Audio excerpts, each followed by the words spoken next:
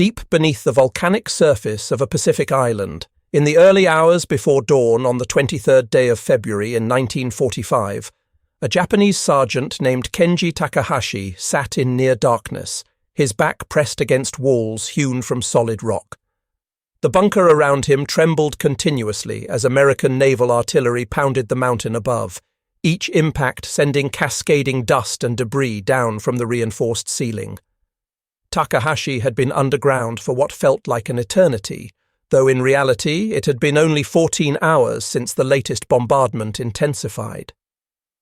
Around him, fellow soldiers of the Imperial Japanese Army maintained their positions, rifles at the ready, their faces illuminated only by the weak red glow emanating from a single lantern that burned precious fuel with each passing minute. They had been assured by their commanding officers that these fortifications, carved with immense labour from the volcanic rock of Mount Suribachi, represented the pinnacle of defensive engineering, impervious to any weapon the Americans might deploy against them. The bombardment they had endured over recent days seemed to confirm this belief, as shell after shell had failed to penetrate their subterranean sanctuary. Yet in the midst of this seeming security, a sound reached their ears that transformed confidence into immediate terror. It began as a roar, unlike anything the defenders had heard before, a mechanical growl followed by a hissing crackle that seemed to grow louder with each passing second. Then came screaming, but not human screaming, rather an inhuman howl that seemed to emanate from the very walls themselves. Without warning, flames erupted through the narrow firing slit that had been cut into the rock to allow the defenders to shoot at approaching enemies. What poured through that opening was not ordinary fire, but a river of liquid flame, a burning substance that defied gravity as it crawled across the ceiling and walls, spreading in every direction with terrible purpose. The men inside began to scream as the temperature in the confined space rose dramatically, the heat so intense that it consumed the oxygen necessary for breathing. Takahashi threw himself to the ground, his fingers clawing desperately at the dirt floor as his lungs filled with acrid smoke that seared his throat and chest. In that singular moment of horror, as he gasped for air that was no longer there, understanding crashed over him with the weight of absolute certainty. The Americans had brought to this battlefield a weapon against which traditional military courage, against which all the training and discipline and warrior spirit he had cultivated throughout his service, was rendered completely meaningless. The flamethrower had arrived on Iwo Jima, and nothing would ever be the same. The shock that Japanese soldiers experienced when confronted with these weapons transcended the merely physical realm of warfare and penetrated deep into the psychological foundations upon which their entire defensive strategy had been constructed. The terror was comprehensive, undermining not just individual resolve, but the collective doctrine that had guided their preparation for this battle. Japan's strategic approach to defending Iwo Jima had been developed with meticulous care and absolute clarity of purpose. The island's defenders were instructed to fight from an elaborate network of tunnels, reinforced pillboxes and natural caves, creating a defensive system designed to deny the Americans control of the island for as long as physically possible, bleeding the invasion force until they abandoned the effort as too costly to continue. General Tadamichi Kuribayashi, the brilliant and unconventional commander who had studied American military methods during his time as a military attaché in the United States, had personally ordered the construction of what would eventually become 11 miles of underground fortifications, an interconnected labyrinth of defensive positions engineered to survive weeks of continuous shelling. His vision was realized through months of back-breaking labor, as soldiers excavated tunnels through solid volcanic rock using hand tools and whatever mechanical equipment could be spared. These positions were interlocking, mutually supporting, designed so that if one strong point fell, others could continue to pour fire into the same killing zones. When American artillery and naval bombardment commenced before the invasion, shells and bombs smashed the surface installations into rubble, turning the black volcanic sand into a moonscape of craters and debris, but the tunnels beneath remained largely intact. The defenders, huddled in their subterranean fortress, began to believe what their commanders had told them, that they could hold indefinitely, that no amount of conventional bombardment could dislodge them from their positions. What none of them had adequately reckoned with, what their planning had failed to anticipate despite intelligence reports that should have warned them, was the arrival of fire that possessed properties unlike anything they had encountered before. This was fire that could flow like water around corners and through narrow openings, fire that could reach into holes and crevices that seemed completely protected, fire that could suffocate men without ever directly touching their bodies, simply by consuming all the oxygen in enclosed spaces. The weapon that brought this nightmare to reality was the American M2 flamethrower, a device that could be carried and operated by a single Marine, though its weight and the danger it posed to its operator made it one of the most dreaded assignments in the Corps. This weapon fired concentrated bursts of burning gasoline that had been mixed with a thickened fuel substance called napalm, propelling this mixture through the air for distances reaching up to 40 yards under optimal conditions. Each tank strapped to an operator's back contained only 7 gallons of this flammable mixture, a volume that might seem modest, but which translated into approximately 7 to 10 seconds of continuous fire. And in that brief torrent of flame, it could unleash temperatures that reached 2,000 degrees Fahrenheit. At such temperatures, concrete began to crack and crumble, steel melted and warped, and the air itself became unbreathable, superheated to the point where simply inhaling would sear lung tissue. The Japanese soldiers who survived initial encounters with these weapons began calling them Jigoku no Hai, which translated directly to hellfire, a name that captured both the physical reality of the weapon and its psychological impact on those who witnessed its use. Even the strongest pillbox, even fortifications that had been reinforced with steel and concrete and additional layers of volcanic rock, offered no true refuge once a flamethrower team arrived at its location. A single squirt of burning fuel through an embrasure, through any opening designed to allow defenders to fire outward, transformed the entire bunker into an oven where temperatures rose so rapidly that men died from heat and smoke inhalation before the flames themselves could reach them. The statistical record of the weapon's deployment on Iwo Jima revealed the scale of its impact in stark numerical terms. Marines brought to the island and deployed more than 3,000 individual flamethrower units of various types. Some were the man-portable versions carried by infantry, but others were mounted on tanks, creating mobile weapons platforms of truly devastating capability. The M4 A3R3 Sherman tank, which Marines nicknamed the Zippo after the popular cigarette lighter, had been fitted with a naval Mark I flamethrower system that could fire burning fuel in sustained bursts reaching distances up to 150 yards, sweeping entire hillsides with fire. Each of these tank-mounted systems carried 290 gallons of fuel, enough to turn multiple caves and bunkers into furnaces again and again without requiring resupply. Marine engineers who operated these vehicles called them Satan's Shermans, a name that captured the almost demonic effectiveness of the weapon. Japanese soldiers who had been trained to fear tanks, who had practiced with magnetic mines and satchel charges designed to disable armoured vehicles, found these flame-equipped variants to be exponentially worse than conventional tanks. A regular tank might fire a shell that killed instantly, but fire promised something far more terrible. A slower fate involving unimaginable pain and suffering before death finally arrived. Among the lesser-known but critically important facts about the battle was that Iwo Jima represented the first major engagement where napalm was widely and systematically deployed as a component of flamethrower fuel. Earlier in the Pacific War, flamethrowers had burned straight gasoline, which created significant operational problems because the liquid fuel flowed too quickly and tended to splash back dangerously, sometimes engulfing the operators themselves. Napalm, which had been developed by a team of chemists working at Harvard University in 1942, solved these problems by thickening the gasoline into a sticky gel that had entirely different combustion properties. When fired from a flamethrower, this gel-like substance clung tenaciously to whatever surfaces it struck, whether walls, equipment, or human flesh, and once adhering, it was nearly impossible to remove. Water could not extinguish napalm fires because the gel simply floated on water's surface while continuing to burn. Men who survived attacks by these weapons later provided testimony describing comrades who continued burning as they attempted to flee. The napalm stuck to their bodies, maintaining its terrible heat no matter what they did to try to extinguish it.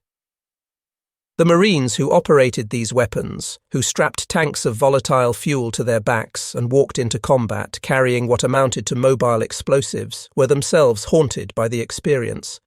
One wrote in a letter that was later published, "We carried hell on our backs and we hated using it, but it saved our lives," a sentiment that captured the profound moral ambiguity felt by men who understood both the weapon's necessity and its horror.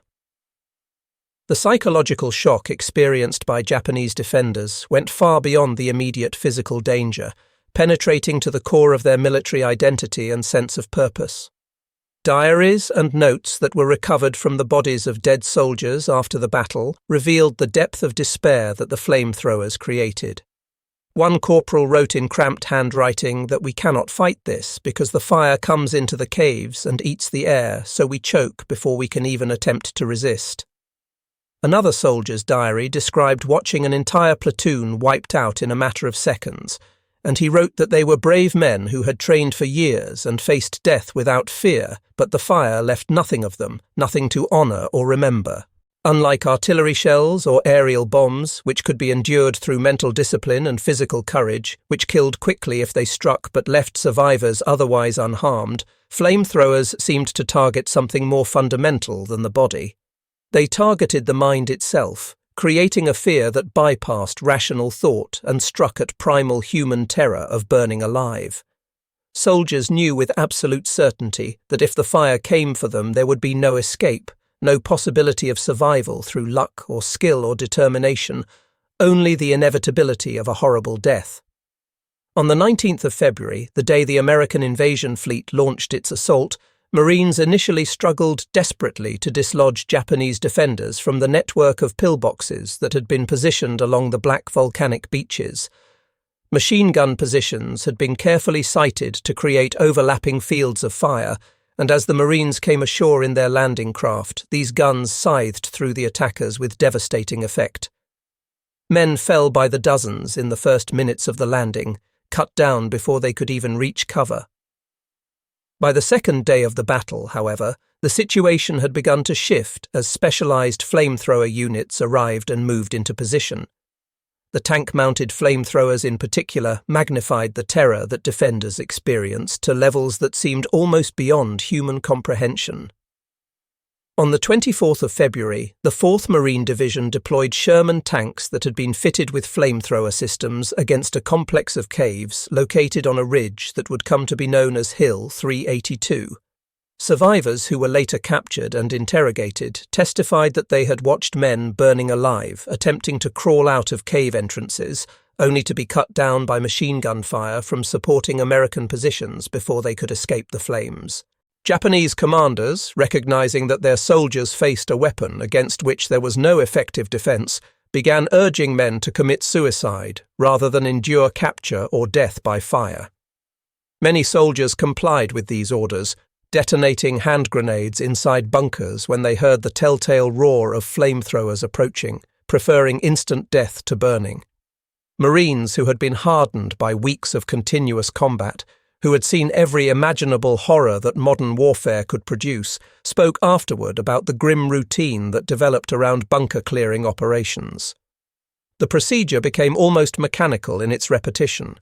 Burn them out with sustained bursts of flame, then move forward to the next position and repeat the process. The statistics of destruction compiled after the battle revealed numbers that were staggering in their implications. Out of approximately 21,000 Japanese defenders who had been garrisoned on the island before the invasion began, only about 200 surrendered and were taken prisoner alive. The overwhelming majority died in the tunnels and fortifications they had spent months constructing, and many of these deaths occurred by fire. Military historians who have studied the battle extensively estimate that flamethrowers combined with satchel charges and demolition explosives accounted for over 30% of all Japanese combat deaths on the island.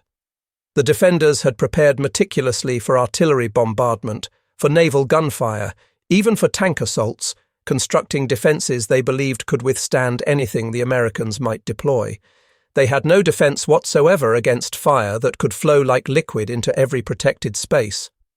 Another detail that remains lesser known even among military historians is that the United States Navy had conducted experiments with flamethrower-equipped landing craft specifically for use at Iwo Jima. LVTS, the amphibious tracked vehicles used to transport Marines from ships to shore, had been fitted with flame projector systems with the intention that they would clear Japanese defensive positions on the beaches ahead of the infantry assault. Mechanical issues and the difficulty of operating such complex systems in the harsh conditions of an amphibious landing limited their actual use during the battle. But the very concept of these weapons, the idea of vehicles emerging from the sea spraying fire across defensive positions, foreshadowed the direction that military technology would take in future conflicts. Japanese prisoners who were interrogated after the battle admitted that even rumors of these flame-equipped vehicles had spread terror through the tunnels before the invasion even began. Men whispered to each other in the darkness that the fire machines were coming, sharing stories that grew more horrific with each retelling, and this psychological warfare conducted through rumor and fear may have been as effective as the weapons themselves in undermining morale. The psychological impact of the flamethrowers reached far beyond the immediate battlefield of Iwo Jima, rippling through the Japanese military command structure all the way back to Tokyo itself. Staff officers in the capital received detailed reports describing entire garrisons being incinerated in their fortifications, strong points that had been expected to hold for weeks or months being neutralized in minutes.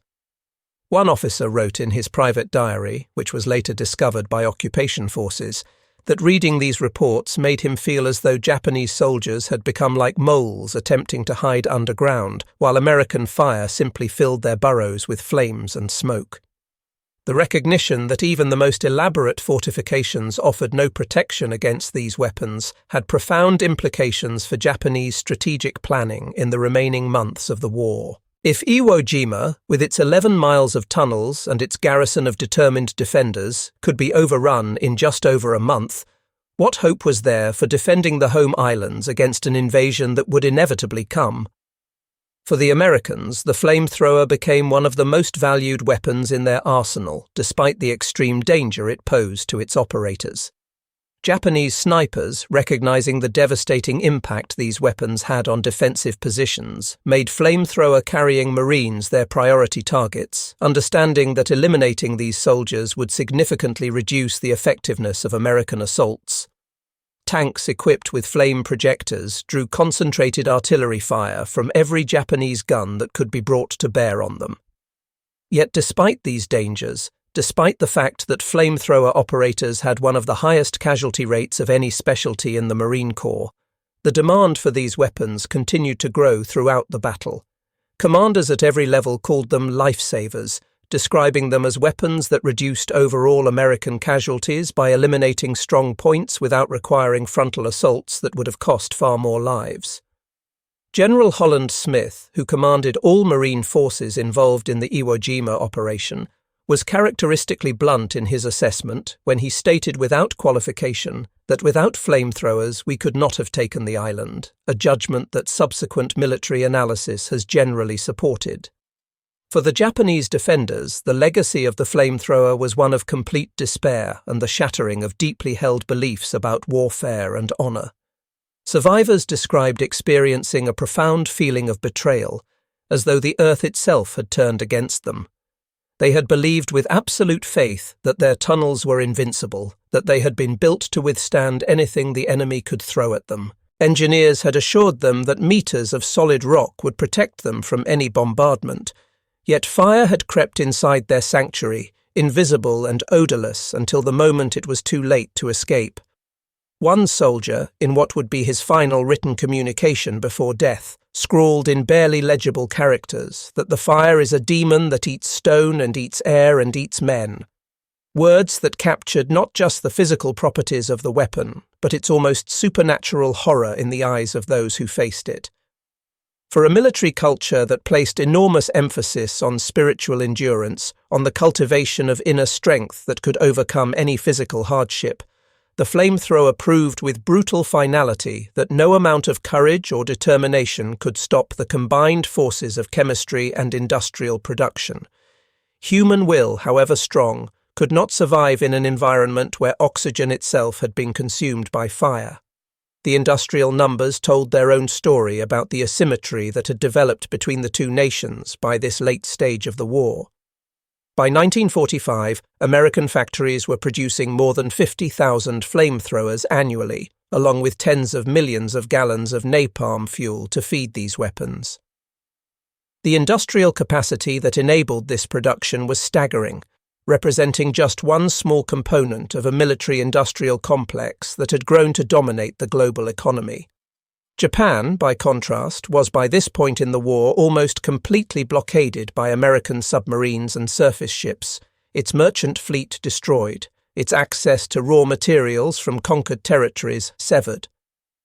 Japanese factories, those that had not already been destroyed by American bombing raids, could barely produce basic ammunition for rifles and machine guns, let alone develop and manufacture sophisticated new weapons. Japanese soldiers on Iwo Jima found themselves facing not merely superior numbers, though the Americans had overwhelming numerical superiority, but weapons that had been specifically designed and engineered to exploit their last refuge, the underground fortifications that represented their final hope of effective resistance.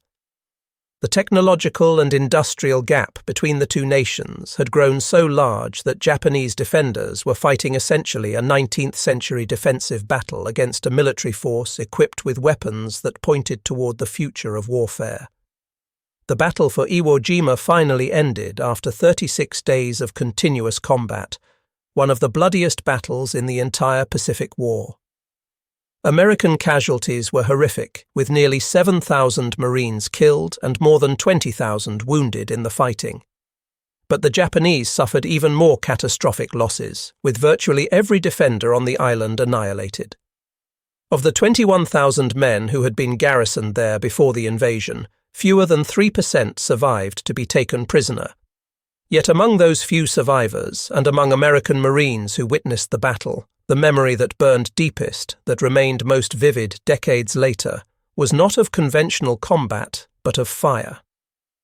Post-war interrogations of Japanese officers who had been captured revealed that flamethrowers had broken morale more comprehensively than any other weapon deployed in the battle. One colonel, who had commanded a significant portion of the island's defences before his capture, told his interrogators that his men could endure hunger and thirst, could withstand bombardment, could face even hopeless odds with some measure of courage, but the fire destroyed the spirit in a way that nothing else could. The weapon attacked not just bodies, but the fundamental human desire to survive, making it clear that survival was impossible regardless of what actions were taken.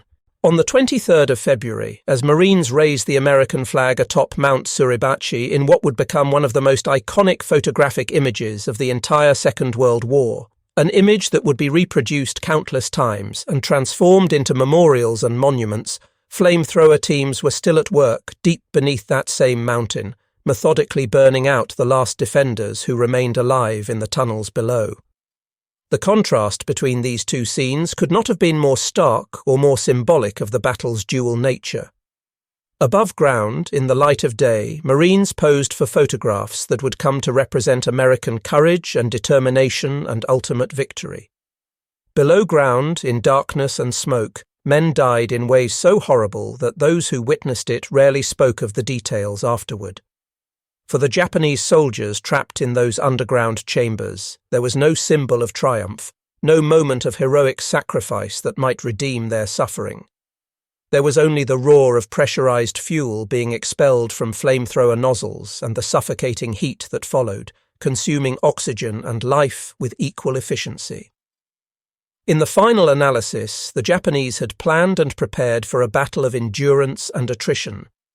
Their strategy was based on the calculation that if they could make the Americans pay a high enough price in blood for every yard of ground gained, if they could drag the battle out long enough and inflict enough casualties, the American public might lose the will to continue the war and sue for peace on terms favorable to Japan. This was not an unrealistic strategy given the political dynamics of American democracy and the mounting casualty lists that were being published in newspapers across the United States. But the flamethrower shattered this entire strategic calculation by fundamentally altering the relationship between fortifications and attacking forces. It proved to be the perfect weapon for reducing fortified positions, a tool that combined terror and efficiency in equal measure. It demonstrated beyond any doubt that industrial capacity could create not merely weapons of physical destruction, but weapons of psychological domination that attacked the will to resist. For the Japanese soldiers on Iwo Jima, stunned and horrified as fire crept into their strongest defences, as flames consumed the air in chambers they had believed impregnable, the lesson was both bitter and absolutely final. No wall could be built thick enough to stop this weapon. No tunnel could be dug deep enough to escape its reach. Against America's fire, against the technology and industrial might that fire represented, there was no escape and there would be no mercy and there could be no victory.